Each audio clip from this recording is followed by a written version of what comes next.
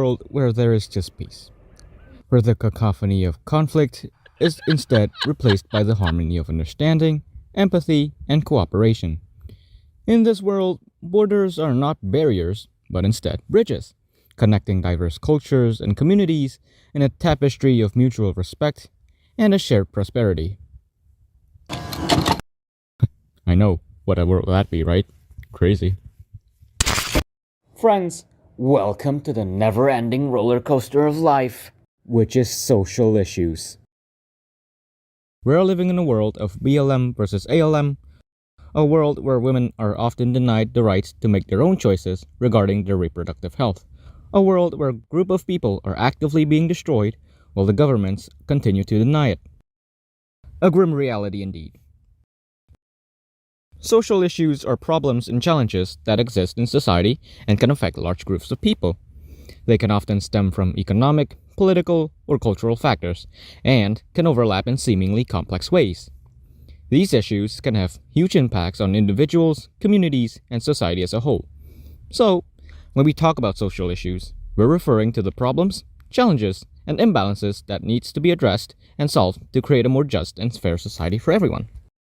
We will be talking about two main categories of social issues: discrimination and the environment.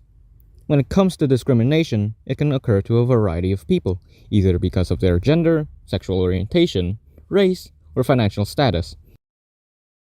The LGBTQ community in specific. The Center for American Progress reported that half of LGBTQ members reported experiencing discrimination in areas such as the workplace or housing. Let's briefly have a look into LGBTQ history. While LGBT discrimination has existed for a long time, when the first Institute of Sexology was opened, had broken into the institute and burned all of the books related to the LGBT, specifically trans people. Then before LGBT recognition, most members of the LGBT had to hide their identity under code words and work underground, such as the phrase, "I'm a friend of Dorothy," which was a way of telling someone, "I'm a man who's also gay." When it comes to discrimination against genders, specifically women, it's a lot more prominent in healthcare.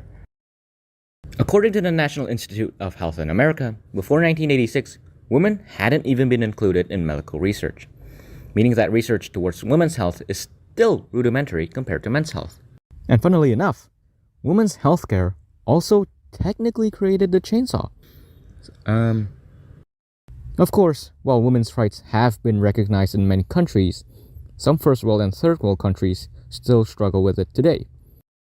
And Vietnam isn't an outlier in this case either. The country is still influenced by Confucian values, although less than before, including the patriarchy, which favors males over females in family matters and social settings.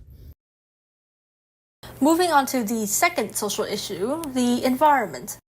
Environmental issues are the set of challenges and problems facing Earth and its natural systems. From climate change and pollution to overpopulation and energy use, these issues are complex and interconnected. Environmental issues result from a combination of natural causes and human impact. While the Earth's ecosystems are designed to handle certain amounts of natural disturbances, such as forest fires and floods, human activities can create circumstances in which they happen with greater frequency or intensity. An industry like agriculture, for example, contributes to soil erosion, water pollution, climate change, and deforestation. The pesticides used in promoting plant growth can run deep into soil and water, poisoning the organisms that feed in the soil and making the soil uninhabitable, while also unable to host any plants because guess what? They rely on the organisms. Wow. There's also human waste and trash that contribute to polluting the environment by allowing chemicals to leach into the soil and the bodies of water. And oil spills have a large impact on marine life, such as loss of habitat.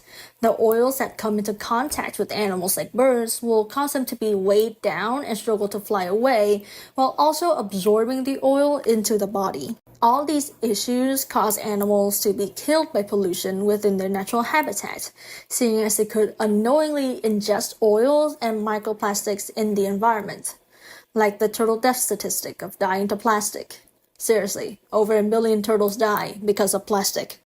As they affect the health of the natural world, environmental issues can have significant impacts on our health and well-being.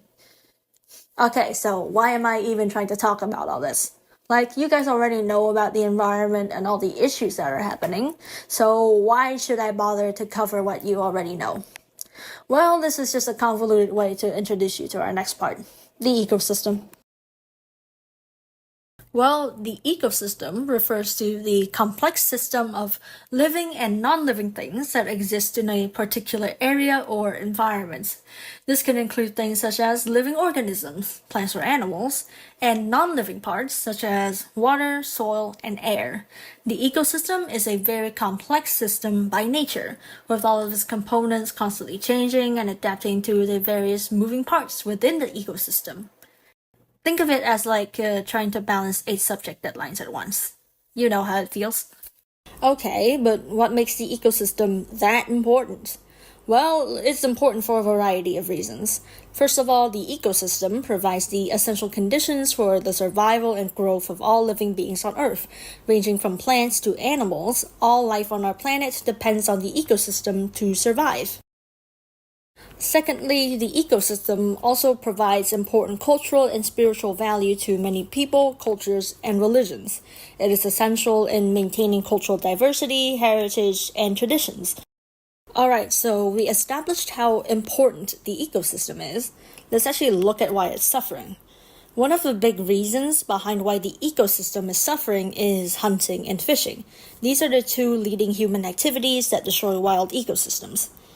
Overhunting, for example, can decrease species diversity, leading to uneven population growth across species. Fishing practices like blast fishing can damage seabed ecosystems by killing fish with dynamite shockwaves. And a common practice in the commercial fishing industry is trawling, specifically bottom trawling, which stirs up the water in a way that increases sediment and blocks sunlight, creating ocean dead zones. Land use change also brings extreme harm to the ecosystem. Pollution plays a big role in introducing degradation into a habitat. Alright, we've run through the reasons. Let's talk consequences.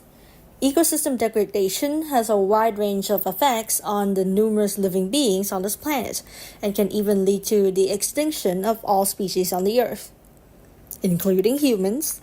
Ecosystem degradation is also the major cause of many natural disasters. For example, flooding happens more frequently due to soil erosion and a lack of trees. The melting of glaciers in both the North and South Poles have resulted in rising sea levels, which is the main culprit behind tsunamis and mega tsunamis. The destruction of the ecosystem also negatively affects the supply of food and water. By degrading agricultural lands and water sources through deforestation, soil erosion, poor wastewater treatments, and more, it results in reduced crop yields, livestock production, and fish stocks, which potentially causes food scarcity. Of course, global warming is one of the most pressing consequences of ecosystem destruction. When forests are cut down for industrial activity, there are more greenhouse gases released into the air. As a result, the temperature is rising considerably, becoming too much for living things to bear. Well, I scared you enough with all this mumbo-jumbo about human activities and ecosystems and yada yada yada. You're probably yawning by now. Well, too bad. I'm putting you to sleep. Let's talk about what we can do to help preserve the ecosystem. One of the ways to do this is to follow the 3 R's, of course. That's short for reduce, reuse, and recycle. There's also volunteering. Volunteering means you're going to do something in the efforts to better your community and cleaning your city through cleaning, obviously enough. One of the most important ways to preserve the ecosystem is by planting trees and conserving water, which also contributes to preserving the ecosystem. The end. This time I want you.